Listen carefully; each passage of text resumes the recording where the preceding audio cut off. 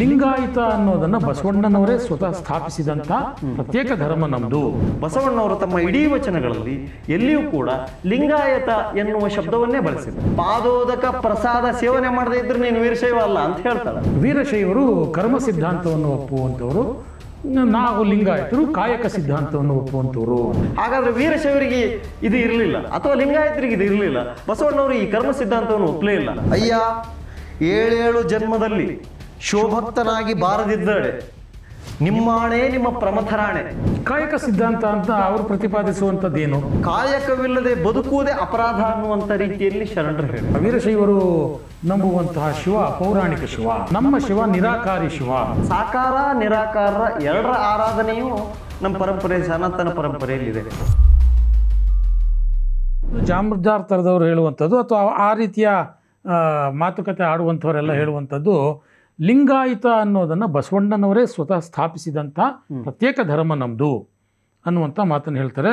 ಅದು ಯಾವುದು ಹಿಂದೂ ಇರಲಿಲ್ಲ, ಬಸವಣ್ಣನವರೇ ಹೊಸದಾಗಿ ಅದು ಲಿಂಗಾಯತ ಧರ್ಮವನ್ನು ಸ್ಥಾಪಿಸಿದ್ರು ಅಂತ. ಸೊ ನಿಮ್ಮ ಪ್ರಕಾರ ಅದು ಎಷ್ಟು ಸರಿ, ಎಷ್ಟು ತಪ್ಪು? ನೋಡಿ ಸರ್, ಲಿಂಗಾಯತ ಅನ್ನುವಂಥದ್ದು ವೀರಶೈವದ ಪರ್ಯಾಯ ಪದ. ವೀರಶೈವದ ಪರ್ಯಾಯ ಪದ ಹೇಗೆ ಅಂತ ಕೇಳಿದ್ರೆ, ವೀರಶೈವ ಅನ್ನುವಂಥದ್ದು ಶಾಸ್ತ್ರಗಳಲ್ಲಿ ಬಳಕೆಯಾದಂಥ ಪದ. ಲಿಂಗಾಯತ ಅನ್ನುವುದು ಜನರೂಢಿಯಲ್ಲಿ ಬಳಕೆಯಾದ ಪದ. ಲಿಂಗ ಎನ್ನುವ ಶಬ್ದವೇ ಮೂಲದಲ್ಲಿ ಸಂಸ್ಕೃತ. ಲಿಂಗ ಪುರಾಣ ಅಂತಲೇ ನಮ್ಮಲ್ಲಿ ಪುರಾಣ ಕಾಲದ 18 ಪುರಾಣಗಳಲ್ಲಿ ಇರೋದು. ಆಯತ ಅನ್ನೋದು ಸ್ವೀಕಾರ ಮಾಡ್ಕೊಳ್ಳೋದು ಅಂತ. ಹಾಗಾಗಿ ಸ್ವತಃ ಕನ್ನಡ ನಾಡಿನ ಪರಂಪೂಜ್ಯ ಶ್ರೇಷ್ಠರಾಗಿರ್ತಕ್ಕಂಥ ನಮ್ಮ ಸಿದ್ಧಗಂಗಾ ಶ್ರೀಗಳ ಹೇಳಿದ್ರು, ವೀರಶೈವ ಲಿಂಗಾಯತ ಬೇರೆ ಬೇರೆ ಅಲ್ಲ, ಅದು ಜನಪದೀಯ ಶಬ್ದ ಲಿಂಗಾಯತ, ವೀರಶೈವ ಅನ್ನೋ ಶಾಸ್ತ್ರೀಯ ಶಬ್ದ ಅಂತ ಹೇಳಿದ್ರು.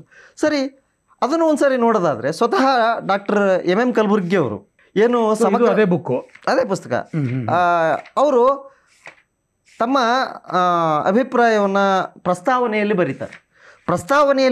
ಇಡೀ ವಚನ ಸಾಹಿತ್ಯ ಮತ್ತು ಎಲ್ಲ ಈ ವಚನ ಸಾಹಿತ್ಯದ ಕುರಿತಾದಂಥ ಅಭಿಪ್ರಾಯ ವ್ಯಕ್ತಪಡಿಸುವಾಗ ಪ್ರಸ್ತಾವನೆಯಲ್ಲಿ ಎಂ ಕಲಬುರ್ಗಿ ಅವರು ಹೇಳ್ತಾರೆ, ವ್ಯಕ್ತಿತ್ವದ ಒಳಪದರಿನಲ್ಲಿ ವಿಕಾರಗಳಿರುವಂತೆ ಸಮಾಜದ ಒಳರಚನೆಯಲ್ಲಿಯೂ ನಿಯಮಗಳ ಹೆಸರಿನಲ್ಲಿ ಅನ್ಯಾಯಗಳು ನಿರ್ಮಾಣವಾಗಿರ್ತವೆ.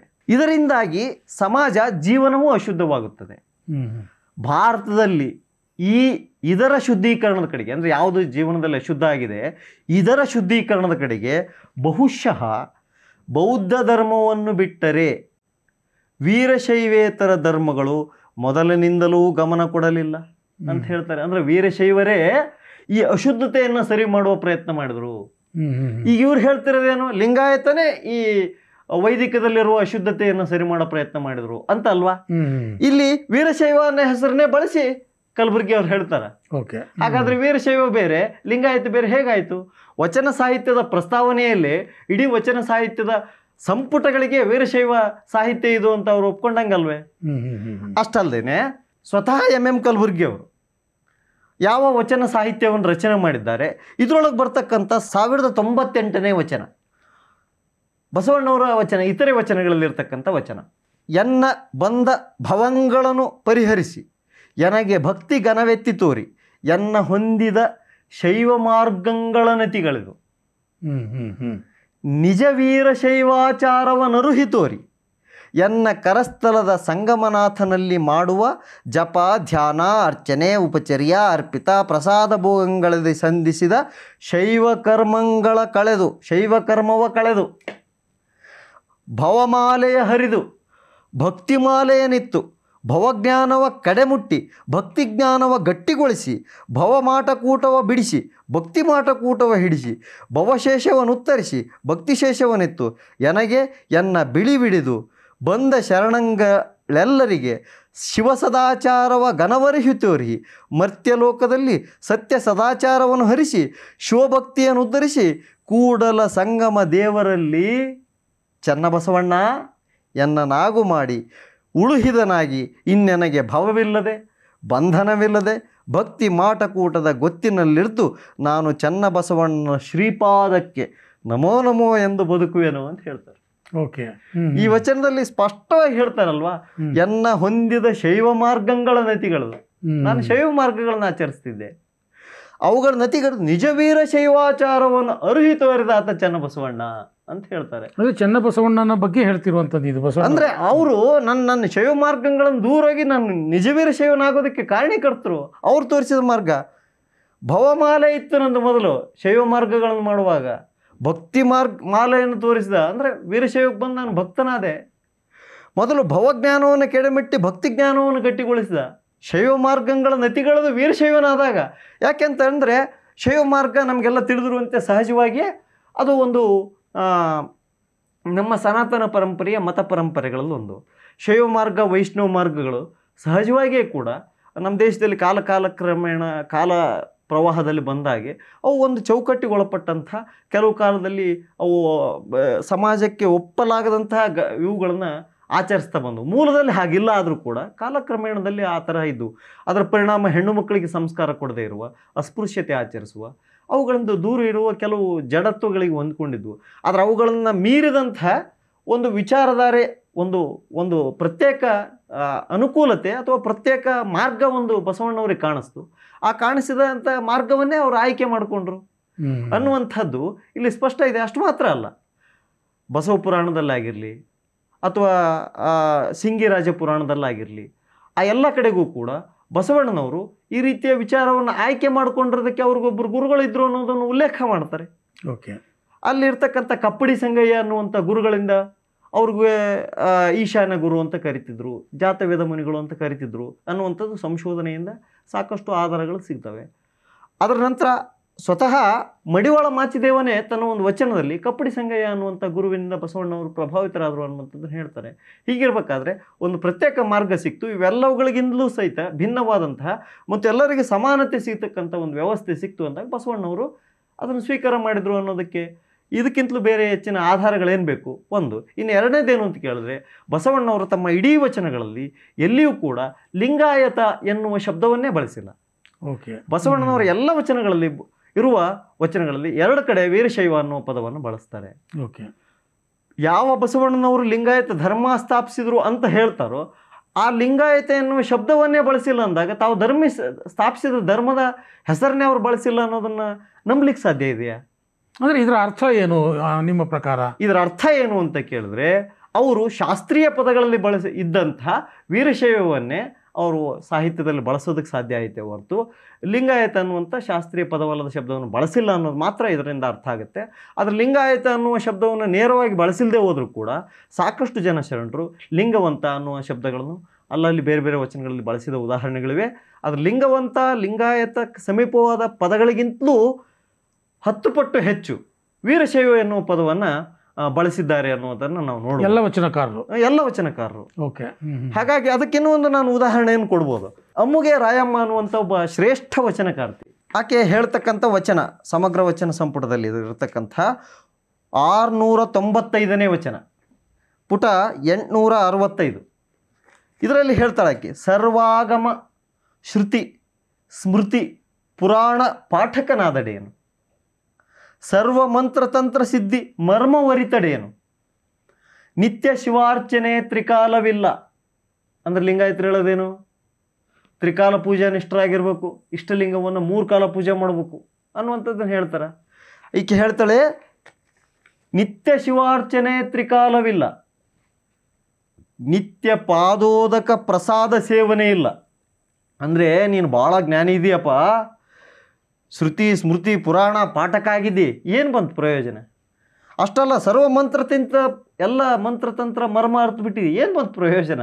3 ಕಾಲ ಪೂಜೆ ಮಾಡೋವಲ್ಲಿ ಆಕೆ ಹೇಳೋದು. ನಿತ್ಯ ಪ್ರಾದೋದಕ ಪ್ರಸಾದ ತಗೊಳ್ತಾ ಇಲ್ಲ ನೀನು.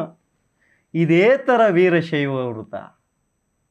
ಇದ್ಯಾವ ರೀತಿ ವೀರಶೈವ ವೃತ ಕಣಯ್ಯ ನೀನು ಮಾಡೋದು? 3 ಕಾಲ ಪೂಜೆ ಮಾಡುವಲ್ಲಿ, ಪಾದೋದಕ ಪ್ರಸಾದ ತಗೊಳ್ಳುವಲ್ಲಿ ಇದೇ ಥರ ಜನ್ಮ ಸಾಫಲ್ಯ. ನಿನ್ನ ಜನ್ಮ ಸಾರ್ಥಕ ಆಗತ್ತಾ ಇದರಿಂದ? ಅಮುಗೇಶ್ವರ ಲಿಂಗವೇ ಅಂತ ಹೇಳ್ತಾಳೆ. ಅಂದ್ರೆ ಇದರ ಅರ್ಥ ಏನು? ವೀರಶೈವನಾದವನು ತ್ರಿಕಾಲ ಪೂಜೆ ಮಾಡಬೇಕು, ಲಿಂಗಾಯತರು ತ್ರಿಕಾಲ ಪೂಜೆ ಮಾಡಬೇಕು. ಆಕಿ ಪಾದೋದಕ ಪ್ರಸಾದ ನೀನು ತಗೊಳ್ತಾ ಇಲ್ಲ, ನೀನು ಯಾವ ವೀರಶೈವ ಅಂತ ಹೇಳ್ತಾಳೆ ಆಕಿ. ಹಾಗಾದ್ರೆ ಲಿಂಗಾಯತರ ಅಷ್ಟಾವರಣ ಯಾವು? ಗುರು, ಲಿಂಗ, ಜಂಗಮ, ಪಾದೋದಕ, ಪ್ರಸಾದ, ವಿಭೂತಿ, ರುದ್ರಾಕ್ಷಿ, ಮಂತ್ರ. ಇದರಲ್ಲಿ ಬರುವ ಪಾದೋದಕ ಪ್ರಸಾದ ಸೇವನೆ ಮಾಡದೇ ಇದ್ರೆ ನೀನು ವೀರಶೈವ ಅಲ್ಲ ಅಂತ ಹೇಳ್ತಾಳೆ. ಹಾಗಾದ್ರೆ ಪಾದೋದಕ ಪ್ರಸಾದ ಲಿಂಗಾಯತರದ ಆದ್ಮೇಲೆ ವೀರಶೈವರದು ಅಂತಾನೆ ಯಾಕೆ ಹೇಳ್ದಂಗಾಯ್ತು? ಇಲ್ಲಿ ಲಿಂಗಾಯತ ಬೇರೆ ವೀರಶೈವ ಬೇರೆ ಅನ್ನೋದಕ್ಕೆ ಅರ್ಥ ಏನು ಉಳಿತು? ಅಂದ್ರೆ ವೀರಶೈವರು ಅದೇ ಇದನ್ನ ಅನುಸರಿಸ್ಕೊಂಡು ಬರ್ತಾ ಇದ್ರು, ಲಿಂಗಾಯತರು ಅದನ್ನೇ ಮಾಡ್ತಾ ಇದ್ದಾರೆ. ಎರಡು ಒಂದೇ. ಒಬ್ರಿಗೆ ಎರಡು ಹೆಸರು ಇರಲ್ವಾ? ಇಸ್ಲಾಂ ಮುಸ್ಲಿಂ ಎರಡು ಹೆಸರು ಇರಲ್ವಾ? ಹಾಗೆ ಇರುವಂತೆ ಇಸ್ಲಾಂ ಮತಕ್ಕೆ ಎರಡೆರಡು ಹೆಸರು ಇರುವಂತೆ ವೀರಶೈವರಿಗೂ ಎರಡು ಹೆಸರಿತ್ತು, ಅಷ್ಟೇ ಇದರ ಅರ್ಥ. ಈಗ ನೀವು ಹೇಳುವಾಗ ಶೈವ ಕರ್ಮ ಅನ್ನುವಂಥ ಮಾತನ್ನು ಬಳಸಿದ್ರಿ. ಅಂದರೆ ಲಿಂಗಾಯತರ ಧರ್ಮದ ಪ್ರತಿಪಾದಕರು ಹೇಳುವಂಥದ್ದು ವೀರಶೈವರು ಕರ್ಮ ಸಿದ್ಧಾಂತವನ್ನು ಒಪ್ಪುವಂಥವ್ರು, ನಾವು ಲಿಂಗಾಯತರು ಕಾಯಕ ಸಿದ್ಧಾಂತವನ್ನು ಒಪ್ಪುವಂಥವ್ರು ಅಂತ. ಏನು ಅದರ ವ್ಯತ್ಯಾಸ ಏನು? ಈಗ ಕರ್ಮ ಸಿದ್ಧಾಂತ ಅನ್ನುವಂಥದ್ದೇನಿದೆ ಅದು ನಮ್ಮ ಪ್ರಾಚೀನ ಪರಂಪರೆಯಿಂದ, ಸನಾತನ ಪರಂಪರೆಯಿಂದ ಕರ್ಮ ಸಿದ್ಧಾಂತವನ್ನು ನಾವು ನಂಬ್ತೀವಿ. ಸ್ವತಃ ಭಗವದ್ಗೀತೆಯಲ್ಲೂ ಸಹಿತ ಕರ್ಮ ಸಿದ್ಧಾಂತದ ಕುರಿತು ಕೃಷ್ಣ ಹೇಳ್ತಾನೆ.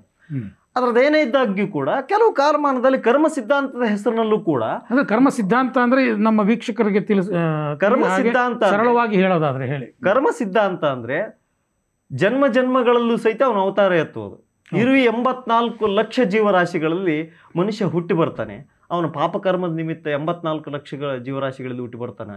ಅವನು ತುಂಬ ಶ್ರೇಷ್ಠವಾದಂಥ ಕರ್ಮದ ಕಾರಣದಿಂದಾಗಿ ಮಾನವನಾಗಿ ಹುಟ್ಟಿ ಬರ್ತಾನೆ. ಮಾನವ ಜನ್ಮವಿದು ಬಹುಶ್ರೇಷ್ಠವಾದುದು, ಇದನ್ನು ಹಾಳು ಮಾಡಿಕೊಳ್ಳದಿರಿ ಹುಚ್ಚಪ್ಪಗಳಿರ ಅಂತ ಹೇಳ್ತಾರೆ ತಿಳಿದು. ಅಂದರೆ ಈ ಜನ್ಮ ಎತ್ತಿ ಬರೋದು ಇದು ಕರ್ಮ ಸಿದ್ಧಾಂತ.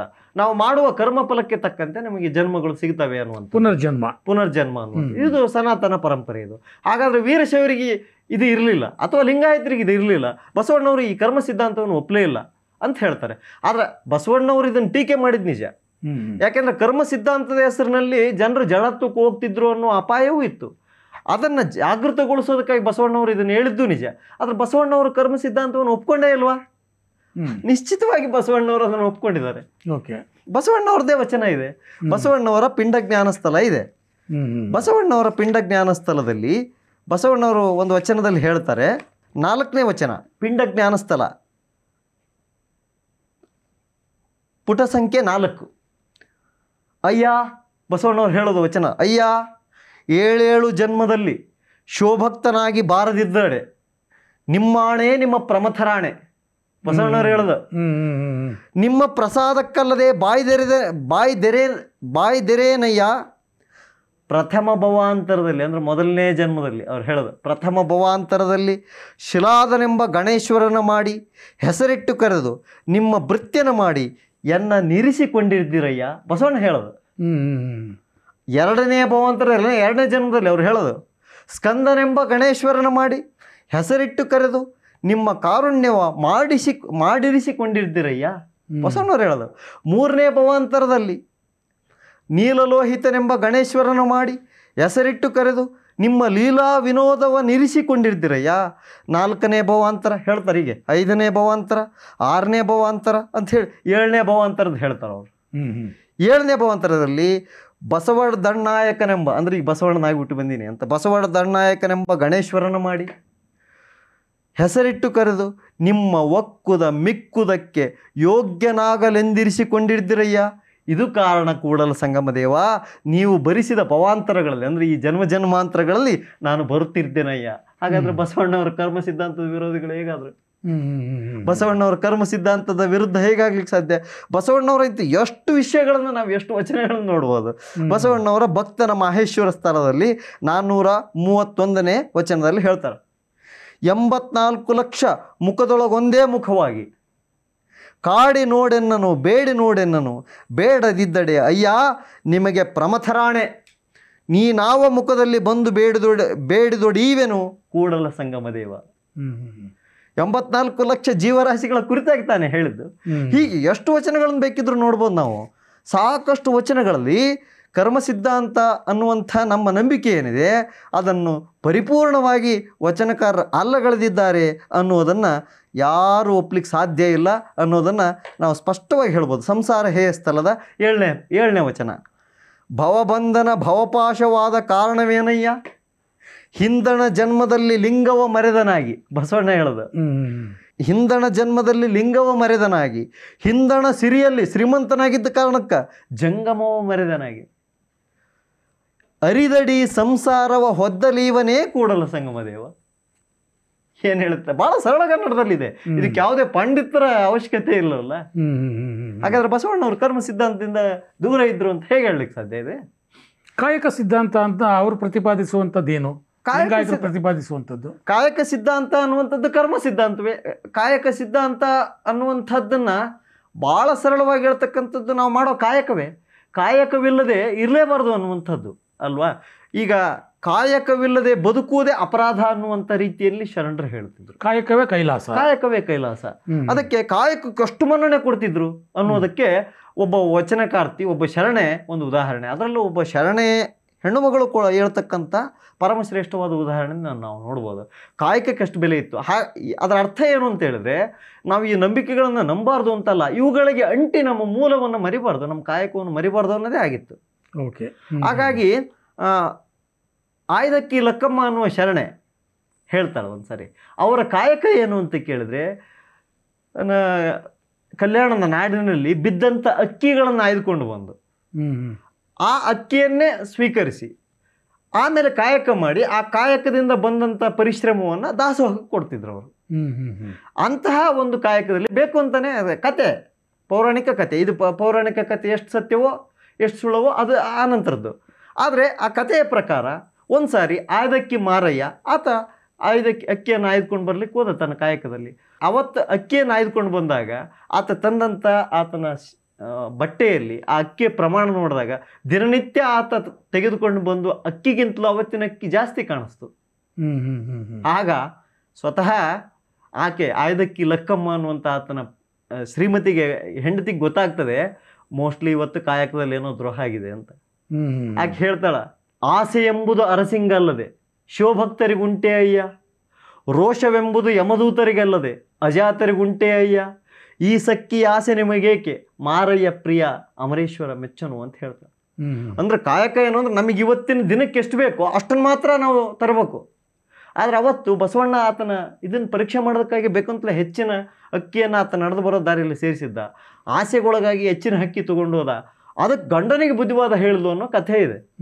ಅದಕ್ಕೆ ಈ ವಚನ ಹೊಂದಿಕೊಳ್ಳುತ್ತೆ ಅನ್ನೋದು. ಆ ಪ್ರಮಾಣದಲ್ಲಿ ಕಾಯಕಕ್ಕೆ ನಿಷ್ಠರಾಗಿ ಬದುಕ್ತಿದ್ದಂಥ ಜನ ತಿನ್ನುವ ಅಕ್ಕಿಯನ್ನು ಹೆಚ್ಚಿಗೆ ತರಬಾರ್ದು ಅನ್ನುವ ಶ್ರದ್ಧೆಯಿಂದ ಬದುಕ್ತಿದ್ದಂಥ ಕಾಯಕನಿಷ್ಠ ಶರಣರವರು. ಹಾಗಾಗಿ ಕಾಯಕವೂ ಅಷ್ಟೇ ಮಹತ್ವದ್ದು, ಹಾಗೆ ಈ ರೀತಿಯ ನಂಬಿಕೆಗಳು ಅಷ್ಟೇ ಮಹತ್ವದ್ದು. ನಂಬಿಕೆಯ ಆಚರಣೆಯಿಂದ ಅದು ಮೌಢ್ಯವಾಗಿ ಅದು ಸಮಾಜದಲ್ಲಿ ಅಪ್ರಸ್ತುತ ಮತ್ತು ಸಮಾಜಕ್ಕೆ ವಿಘಟನೆ ಆಗ್ತಕ್ಕಂಥ, ತೊಂದರೆ ಆಗ್ತಕ್ಕಂಥ ಅನಿವಾರ್ಯತೆ ನಿರ್ಮಾಣ ಆಗಬಾರ್ದು ಅನ್ನೋ ಕಾರಣಕ್ಕಾಗಿ ಜಾಗರೂಕತೆಯನ್ನು ವಹಿಸಿದ್ರು ಶರಣರು ಅನ್ನೋದು ಸತ್ಯ. ಅಂದರೆ ಇನ್ನೊಂದು ವಾದ ಏನು ಅಂತಂದರೆ, ವೀರಶೈವರು ವೀರಶೈವರು ನಂಬುವಂತಹ ಶಿವ ಪೌರಾಣಿಕ ಶಿವ, ನಾವು ನಮ್ಮ ಶಿವ ನಿರಾಕಾರಿ ಶಿವ ಅನ್ನುವಂಥದ್ದು. ಈ ವಾದವನ್ನು ನೀವು ಹೇಗೆ ನೋಡ್ತೀರಿ? ಅಲ್ಲ, ಈ ನಿರಾಕಾರದ ಕಲ್ಪನೆ ಪ್ರಾಚೀನ ಕಾಲದಿಂದಲೂ ಹಿಂದೂಗಳಲ್ಲೇ ಇದೆ. ಓಕೆ. ಪರಬ್ರಹ್ಮವನ್ನು ಹಾಗೆ ಹೇಳೋದು, ಪರಬ್ರಹ್ಮ ಸ್ವರೂಪವನ್ನು ಯಾವುದೋ ಒಂದು ರೂಪದಲ್ಲಿ ಹೇಳೋದಿಲ್ಲ. ಆದರೆ ಆ ಪರಬ್ರಹ್ಮ ಸ್ವರೂಪಕ್ಕೆ ರೂಪವನ್ನು ಕೊಟ್ಟಾಗ ಸಾಕಾರ ನಿರಾಕಾರರ ಎರಡರ ಆರಾಧನೆಯು ನಮ್ಮ ಪರಂಪರೆ, ಸನಾತನ ಪರಂಪರೆಯಲ್ಲಿದೆ. ನಮ್ಮ ವೇದಗಳಲ್ಲೂ ಸಹಿತ, ವೇದ ಮಂತ್ರಗಳಲ್ಲೂ ಸಹಿತ ಇದು ಉಲ್ಲೇಖ ಇದೆ. ಉದಾಹರಣೆಗೆ ಪುರುಷ ಸೂಕ್ತದಲ್ಲಿ ಓಂ ಸಹಸ್ರ ಶೀರ್ಷ ಪುರುಷ ಸಹಸ್ರಾಕ್ಷ ಸಹಸ್ರಪಾತು ಸಭೂಮಿಮಿಶ್ವತೋ ಋತು ಅತ್ಯತಿಷ್ಠ ದಶಾಂಗುಲ ಹೀಗೆ ಹೇಳ್ತಾರೆ. ಸಹಸ್ರ ಶಿರಸ್ಸುಳ್ಳವನು ನೀನು, ಸಹಸ್ರ ಕಣ್ಣುಳ್ಳವನು ನೀನು, ವಿಶ್ವವ್ಯಾಪಕ ನೀನು ಅಂತ ಹೇಳಿ ಅದನ್ನು ವರ್ಣಿಸ್ತಾರೆ. ನೀನು ಎಣಿಕೆಗೆ ನಿಲುಕನಾಗದವನು ನೀನು. ಅದನ್ನೇ ಬಸವಣ್ಣವರು ಜಗದಗಲ ಮುಗಿಲಗಲ ಮಿಗಿಯಗಲ ನಿಮ್ಮಗಲ, ಪಾತಾಳದಿಂದ ಅತ್ತತ್ತ ನಿಮ್ಮ ಶ್ರೀಚರಣ, ಬ್ರಹ್ಮಾಂಡದಿಂದ ಅತ್ತತ್ತ ನಿಮ್ಮ ಶ್ರೀಮುಕುಟ, ಅಗಮ್ಯ ಅಗೋಚರ ಅಪ್ರತಿಮಲಿಂಗವೇ ಕೂಡಲ ಸಂಗಮ ದೇವ ಎನ್ನ ಕರಸ್ಥಳಕ್ಕೆ ಬಂದು ಚುಳುಕಾದ್ರಯ್ಯ ಅಂತ ಹೇಳ್ತಾರೆ. ಅಂದ್ರೆ ನೀನು ವಿಶ್ವವ್ಯಾಪಕ ನಿರಾಕಾರಿ, ಆದರೆ ನಿರಾಕಾರಿಯಾಗಿರೋ ನಿನ್ನನ್ನು ಆರಾಧನೆ ಮಾಡೋದಕ್ಕೆ ನಂಗೆ ಏನೋ ಒಂದು ಸಂಕೇತ ಬೇಕು. ಆ ಸಂಕೇತವೇ ನನ್ನ ಅಂಗೈಯಲ್ಲಿರ್ತಕ್ಕಂತಹ ಚುಳುಕಾದ ಲಿಂಗ ಅನ್ನೋದನ್ನು ಅವ್ರು ಹೇಳ್ತಾರೆ. ನಮ್ಮ ಹಿರಿಯರು ಕೂಡ ಈ ಜಗತ್ತಿನಲ್ಲಿರುವ ಮೂರ್ತಿ ಪೂಜೆಯ ರೂಪವೋ ಇನ್ಯಾವುದೋ ಆರಾಧನೆಯ ಪದ್ಧತಿಯೋ ಅದೇ ರೀತಿಯ ಸಂಕೇತದಿಂದ ಬಂದಿದ್ದು. ಆ ಭಗವಂತನ ಈ ಶ್ರೇಷ್ಠವಾಗಿರ್ತಕ್ಕಂಥ ನಿರಾಕಾರವನ್ನು ಆರಾಧನೆ ಮಾಡ್ತಕ್ಕಂಥ ಸಂಕೇತವಾಗಿರುವ ಅದು ಕೂಡ ಆತನನ್ನು ಆರಾಧಿಸುವಷ್ಟೇ ಶ್ರದ್ಧೆಗೊಳಗಾಗುವಂಥದ್ದು, ಗೌರವಕ್ಕೆ ಒಳಗಾಗುವಂಥದ್ದು. ಹಾಗಾಗಿಯೇ ನಮ್ಮಲ್ಲಿ ಮೂರ್ತಿ ಪೂಜನೆ ಬಂದಿದ್ದು. ಹಾಗಾದರೆ ಬಸವಣ್ಣವರು ಆ ರೀತಿಯ ಪೌರಾಣಿಕ ನಂಬಿಕೆಯ ವಿಚಾರಗಳನ್ನು ಒಪ್ಪೇ ಇಲ್ವಾ? ಬಸವಣ್ಣವರು ಆ ರೀತಿಯ ಅಭಿಪ್ರಾಯವನ್ನು ಹೇಳೇ ಇಲ್ವಾ ಅನ್ನೋದನ್ನು ನೋಡೋದಾದರೆ, ಸ್ವತಃ ಬಸವಣ್ಣವರು ತಮ್ಮ ಒಂದು ವಚನದಲ್ಲಿ ಹೀಗೆ ಹೇಳ್ತಾರೆ, ಕಾಳಿಯ ಕಂಕಾಳದಿಂದ ಮುನ್ನ ತ್ರಿಪುರ ಸಂಹಾರದಿಂದ ಮುನ್ನ, ಅಂದರೆ ಶಿವ, ನಮ್ಮ ಪೌರಾಣಿಕ ಶಿವ ತ್ರಿಪುರನ ವಧೆ ಮಾಡಿದ ಅನ್ನೋದು ಜನಪ್ರಿಯವಾದ ಸತ್ಯ. ಹಾಗಾದ್ರೆ ಬಸವಣ್ಣವರು ತಮ್ಮ ವಚನದಲ್ಲಿ ಹೇಳ್ತಾರ, ತ್ರಿಪುರ ಸಂಹಾರಕ್ಕಿಂತಲೂ ಮುಂಚೆ, ಕಾಳೆಯ ಕಂಕಾಳಕ್ಕಿಂತಲೂ ಮುಂಚೆ, ಹರಿವಿರಂಚಿಗಳಿಂದ ಮುನ್ನ, ಅದಕ್ಕಿಂತಲೂ ಮುಂಚೆ ಉಮೆಯ ಕಲ್ಯಾಣದಿಂದ ಮುನ್ನ, ಅಂದ್ರೆ ಯಾವ ಉಮೆಯನ್ನ ಪಾರ್ವತಿಯನ್ನ ನೀನು ಮದುವೆ ಆದೆಯೋ ಅದಕ್ಕಿಂತ ಮುಂಚೆ, ಮುನ್ನ ಮುನ್ನ ಮುನ್ನ, ಒಂದ್ಸಲ ಹೇಳಿಲ್ಲ 3 ಸಲ ಅನ್ನ, ಮುನ್ನ ಮುನ್ನ ಮುನ್ನ ಅಂದಿಂಗ್ ಗೆಳೆಯ ನೀನು, ಅವತ್ತೇ ನಿನ್ನ ನೀ ಫ್ರೆಂಡು ಬಸವಣ್ಣ ಹೇಳೋದು. ಅಂದಿಂಗ್ ಗೆಳೆಯ ನೀನು, ಹಳೆಯ ನಾನು ನಿನಗೆ ಹಳೆಯ ಫ್ರೆಂಡು. ಮಹಾದಾನಿ ಕೂಡಲ ಸಂಗಮದೇವ. ಆ ಕೂಡಲ ಸಂಗಮದೇವನನ್ನ ಪೌರಾಣಿಕ ಶಿವನಾಗಿ ಬಸವಣ್ಣ ಒಪ್ಪಿಲ್ವಾ? ಇನ್ನೂ ಸಾಕಷ್ಟು ವಚನ ಹೇಳ್ಬೋದು.